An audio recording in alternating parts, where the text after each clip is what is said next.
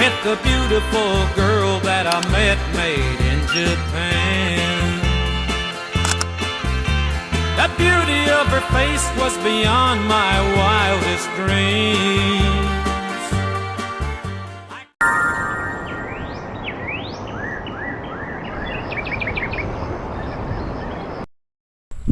Halo, Assalamualaikum warahmatullahi wabarakatuh. Perkenalkan, nama saya Aldia dari program studi pendidikan agama Islam di STAI Raha Amuntai. Kali ini saya akan membuat video mengenai mata pelajaran Islam dan budaya Banjar. Saya akan mengambil topik yang paling dekat dengan masyarakat dan kehidupan kita di kebudayaan Banjar, yaitu mitos. Mitos adalah topik yang sangat dekat bahkan dalam keseharian kita hingga hari ini.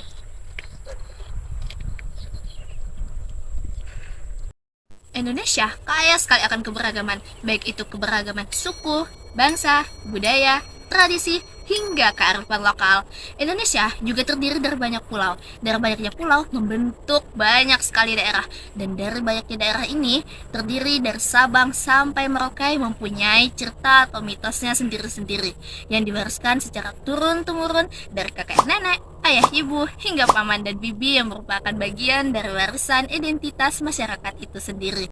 Di Kalimantan Selatan, khususnya masyarakat Banjar, mereka juga punya banyak sekali mitos, di mana mitos-mitos tersebut diantaranya adalah larangan keluar maghrib. Ini adalah mitos yang paling sering dikatakan. Bahkan mitos ini ada di kebudayaan lain hampir di seluruh Indonesia. Mitos-mitos di kebudayaan Banjar sering kita dengar bahkan hingga hari ini. Pada video kali ini, saya akan membahas mitos, tapi bukan merupakan mitos sebagai tradisi lama, tapi mitos dari sisi yang lebih luas. Dari mana mitos tersebut adalah dari bagaimana masyarakat Banjar memandang mitos dan juga bagaimana perspektif agama mengenai hal-hal tersebut, baik dari segi Al-Quran dan juga hadis yang relevan. Daerah modern seperti sekarang ini, kita punya banyak sekali sudut pandang. Ada yang menganggap mitos sebagai sebuah warisan yang memang harus kita pertahankan, dan ada juga yang menganggap mitos sebagai nasihat orang tua. Kemudian ada juga yang menganggap mitos sebagai sesuatu yang memiliki makna pada kehidupan sehari-hari. Namun, di tengah hal tersebut, ada pula yang mempertanyakan relevansinya di kehidupan kita di tengah perkembangan ilmu pengetahuan dan juga ajaran agama, baik melalui Al-Quran maupun hadis. Sebagai seorang muslim, kita tentu punya pegangan yaitu Al-Quran dan hadis sebagai pegangan utama. Namun, kita juga harus melihat dari sisi budaya sebagai warisan yang memang harus kita hargai. Oleh karena itu, melalui video ini, kita membahas mitos, bukan melihat dari benar atau salahnya sebuah mitos, tapi sebaliknya, kita melihat dari bagaimana mitos tersebut lahir dalam kehidupan masyarakat, apa alasannya, apa nilai-nilai yang ingin disampaikan oleh para leluhur, dan apa saja hikmah yang bisa kita ambil dalam kehidupan kita saat ini. Harapannya, melalui pembahasan ini, kita dapat bersikap lebih bijak lagi dalam mengambil tindakan mengenai tradisi yang memang sudah ada. Dan kita juga dapat membedakan antara kebudayaan serta keyakinan. Tadi harapan juga dapat mengambil nilai-nilai positif yang sejalan dengan ajaran agama.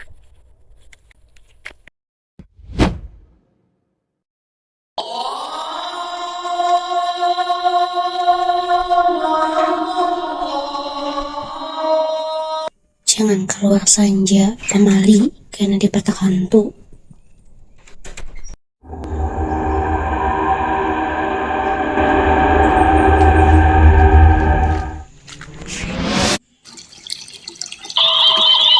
Makanya masih jangan keluar Sanja.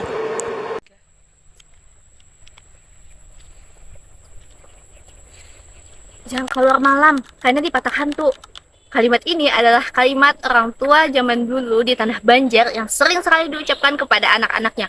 Dan bagi anak-anak di tanah Banjar, kalimat ini bukan sekadar kalimat larangan, tapi kalimat ini adalah mantra penakut yang sangat ampuh. Di mana menurut kepercayaan secara tradisi, yaitu anak-anak dilarang keluar pada saat waktu malam, yaitu peralihan dari siang menuju malam hari atau sandikala hingga sampai larut malam.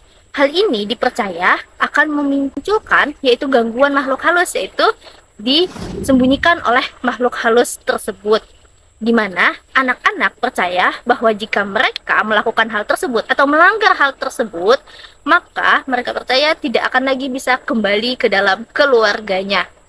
Dan hal ini sudah menjadi darah daging dari generasi ke generasi berikutnya. Diriwayatkan dari Jabir bin Abdullah radhiyallahu anhu yang mengatakan Rasulullah Shallallahu alaihi wasallam bersabda, "Saat senja tiba atau malam mulai menjelang, tahanlah anak-anakmu di dalam rumah, karena saat itulah setan berkeliaran. Jika sebagian malam telah berlalu, barulah lepaskan mereka, dan tutuplah pintu-pintu sambil menyebut nama Allah, sebab setan tidak bisa membuka pintu yang tertutup."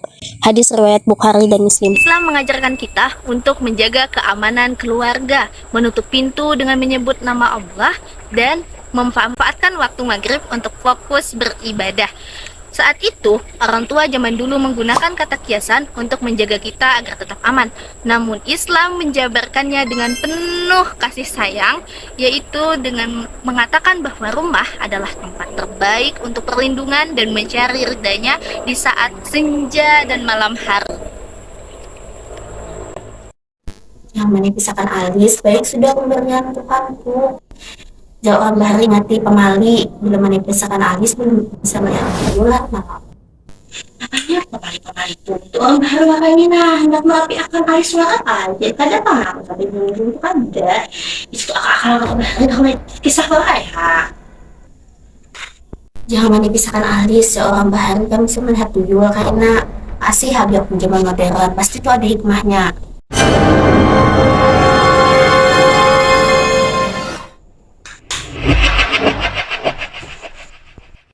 Orang tua zaman dulu di Tanah Banjar sering sekali menggunakan pendekatan yang membuat bulu kuduk anak-anak berending. Salah satu hal yang paling populer untuk perempuan yaitu larangan untuk menipiskan atau mencukur alis, di mana kata orang tua zaman dulu di Tanah Banjar, jangan mencukur kaning, kayak bisa melihat tuyul. Itu adalah mitos yang sangat populer di kalangan remaja perempuan. Bagi kalangan remaja perempuan, hal tersebut bukan sekedar ancaman bualan, tapi bagi mereka hal tersebut adalah mantra yang sangat menakutkan. Karena itu adalah mitos yang menggunakan psikologis menjadi senjata untuk mereka. Bayangkan, saat kamu bercermin dan menipiskan alis, di pencahayaan remang-remang menatap cermin, lalu di balik cermin tersebut ada sesosok makhluk kecil berkepala gundul yang menatap balik ke arahmu dari sudut yang gelap. Sesosok makhluk tersebut yaitu tuyul. Tuyul adalah makhluk yang melambangkan sebuah kepicikan dan juga frekuensi yang sangat menakutkan bagi kalangan perempuan. Pesan tersiratnya jelas, jika kamu nekat melanggar batas demi kecantikan semu, kamu akan mengundang hal-hal buruk masuk ke dalam hidupmu. Rasulullah Shallallahu alaihi wasallam bersabda, Allah melaknat wanita-wanita yang mentato dan yang meminta ditato, wanita-wanita yang mencukur bulu alisnya dan yang meminta dicukurkan bulu alisnya, dan wanita-wanita yang merenggangkan gigi demi kecantikan, yang mengubah ciptaan Allah. Hadis riwayat Bukhari dan Muslim. Hal ini punya dasar dalil, yaitu hadis riwayat Bukhari dan Muslim. Dari dalil ini, mencukur alis atau an-namas hukumnya haram dan dilaknat Allah Subhanahu wa Ta'ala.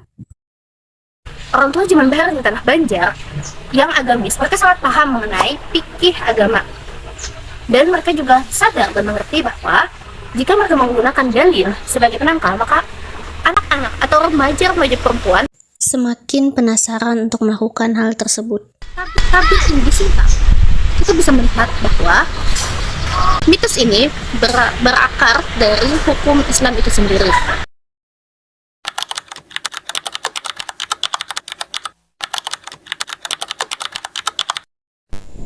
Kami jangan memanjangkan kuku, karena kayak salah apa pemali memanjangkan kuku tuh.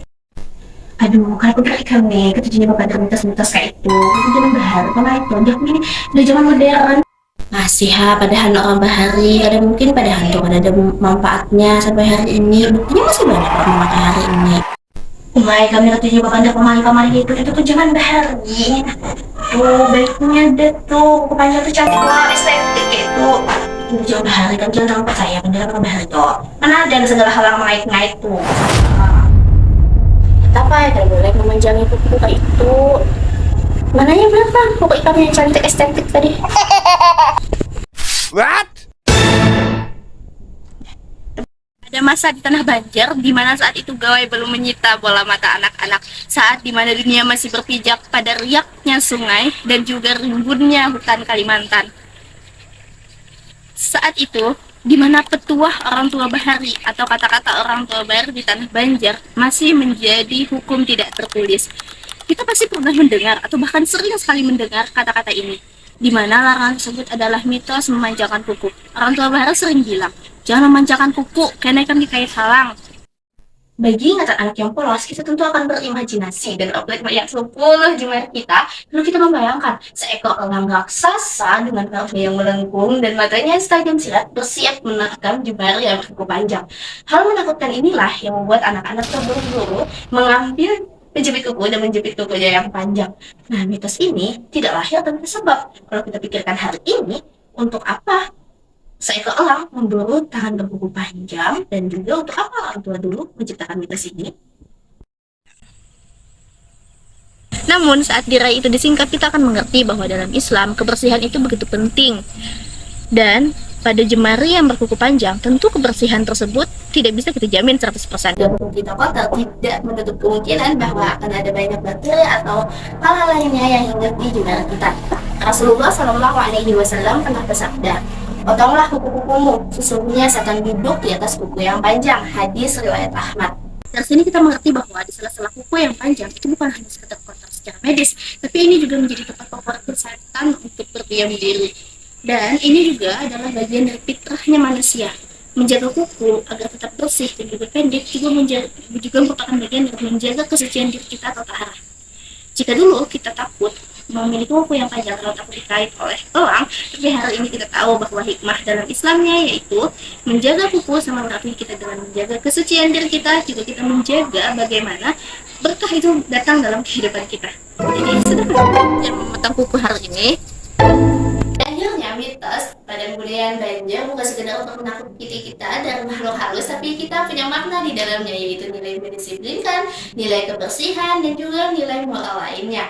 Ini adalah cara bijak dari para leluhur yang diwariskan pada generasi muda di bawahnya untuk menjaga keselamatan serta akhlaknya, yang bahkan masih relevan kita petik nilainya hingga hari ini. Jadi, ketika kita mendengar mengenai mitos dalam budaya Banjar yang tidak logis, kita jangan terpikir untuk tidak melakukan hal tersebut, tapi kita akan menggali makna di dalamnya, apa hal yang bisa kita ambil hari ini, dan kita akan terus melestarikan warisan budaya ini, karena kita adalah bagian dari masyarakat Banjar itu sendiri. Warisan mitos dalam kebudayaan Banjar sangat relevan hingga hari ini. Namun, kita sebagai generasi muda harus melestarikan dan mengupgrade penjelasannya agar lebih rasional daerah modern. Melalui jalur ini, nilai-nilai luhur Banjar akan tetap hidup dan berlaku, bukan sebagai belenggu tahayul, melainkan sebagai pedoman hidup yang logis, santun, dan bernilai ibadah. Menonton video edukasi budaya ini akan memberikan dampak bagi para penontonnya, khususnya generasi muda.